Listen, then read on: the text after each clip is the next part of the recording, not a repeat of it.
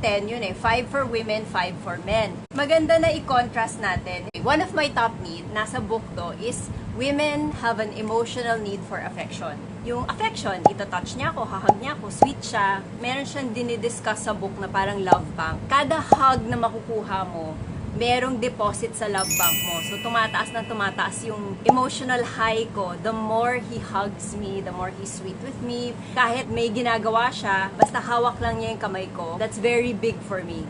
Okay, one of the most popular top needs is affection para sa babae. For Sa women. lalaki, it's sa survey lumalabas, number 1 ang sex. That's why yung mga lalaki, grabe mag-follow at mag-share ng mga sexy photos, sexy women, di ba? May nagtanong sa book, ano daw ang difference between sex and affection? And sabi ni Willard Harley, ang affection daw is lahat ng touch that doesn't lead to sex. May story yung author sa book. May isa siya na counsel na babae na naiinis siya sa husband niya. Every time na lang, para mag-hug sila, sweet-sweet sila, feeling ng lalaki, gusto rin niyang makipag-sex. But it's not really that. Minsan, she just wants a hug. Oh, yung guy nako-confuse din kasi akala ko gusto mo. Eh, Parang di ba ganun. hinahug mo ko? Akala ko gusto mo. So, yun yung tension ng dalawa. Oh, so different siya.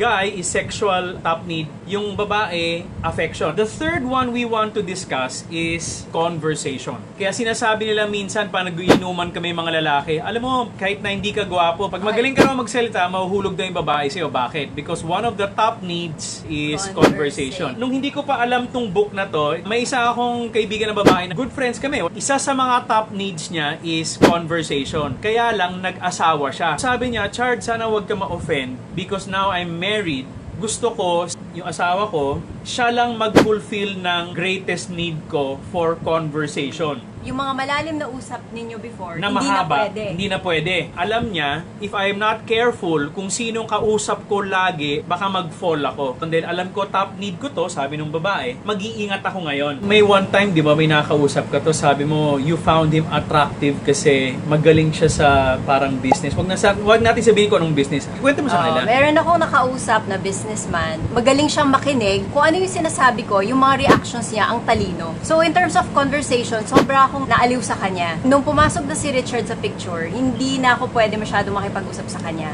The more I talk to him, the more maaaliw ako sa kanya. And then, if ever mag-away kami, yung thoughts ko, baka pumunta dun sa guy na yon na parang, ay, kausapin mo na lang yung guy na yan. Kasi total, nag-aaway naman kayo. Hindi pwede yun. Kasi that will ruin the relationship that we have. Maraming kwento nagkaroon ng affair yung girl sa iba because of conversation. Kasi yung lalaki daw masyado nang busy, may anak na silang dalawa. Tapos yung girl, yung need niya for conversation, may iba nagbigay, office mate. So dun siya nagkaroon ng affair. Hindi niya naintindihan siguro na ang number 1 need niya ay conversations. Tapos yung guy naman magugulat, parang, ha? I'm providing for you. Working hard para lang makuha mo lahat ng gusto mo. Tapos ngayon magkaka-affair ka. Pero yun nga, hindi naintindihan ng dalawa na may needs sila na hindi namin need. Number 4, emotional need tonight, financial support.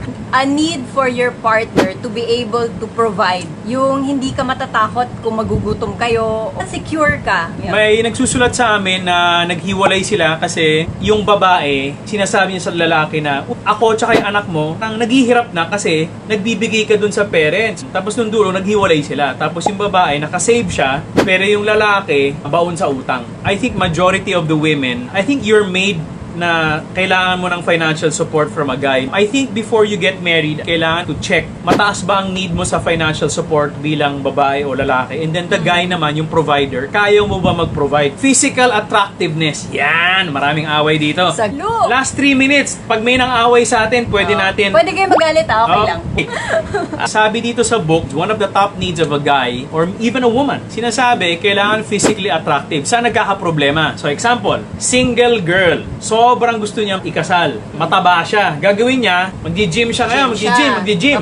Pumayat siya ng 60 pounds. Sobrang ganda niya. Sexy. Kinasal sila. Yay! Fast forward, sabi ng girl, na-achieve ko na yung goal ko. Wala na akong disiplina, hindi na ako mag-gym. So, tumaba siya ng tumaba. Hanggang sa hindi na siya physically attractive for the guy. Parang bumalik siya sa dati niya. Sabi nung guy, ayoko makipag-sex sa'yo kasi hindi ka na attractive sa akin. Sabi nung girl, you're such a bad man! You know, if you love me, you should accept me for who I am, whether I gain 300 pounds! Blah, blah, blah! nagpakita sila kay Willard Harley. Ah, Sabi niya doon sa lalaki, one of your top needs is a physically beautiful spouse. Kung ganyan yung weight niya, na mataba, Nung na-meet mo siya. nung na-meet mo siya, papakasalan mo ba siya? Ang sagot ng lalaki, no. So parang not fair na sabihin nung girl na love me for who I am. Eh, who you were physically is also part of who you were nung kinasal ka. Ang good news doon, nagpa-counsel sila at nagpapayat yung babae, umayos sila ulit. This is RM, Relationship Matters. Your online ninong and ninang saying, wag Pera-pera lang ang pagkuha ng ninong at nina.